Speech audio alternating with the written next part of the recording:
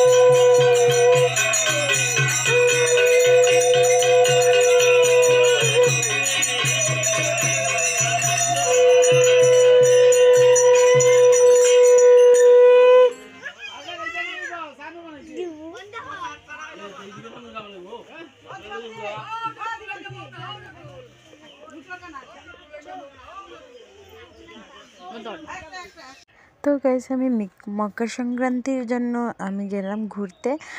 ও হলেন আমার হাজব্যান্ড, যেটা আমার ছেলেকে কুলে নিয়েছে। ও হলো আমার হাজব্যান্ড, ওর সাইডেটা ওর বন্ধু। আমরা 4জন মিলে আমরা ঘুরতে গিয়েছিলাম গাড়ি নিয়ে। তো গাইস, আজকে গিয়েছিলাম মাসিমপুর মন্দিরটা দেখতে। অনেক অনেক সুন্দর, যা কিছু বলে বোঝাতে পারবো না।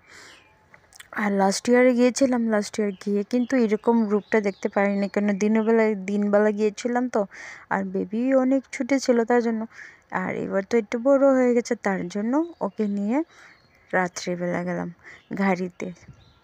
আর গাইস, দেখতে পাচ্ছ মন্দিরটা তো ভালো লাগছে দেখতে, যে আমার মনে করছে কি যে আপনাদের ভালো লাগলে লাইক কমেন্ট শেয়ার করবে। হ্যাঁ, টাটা বাই বাই।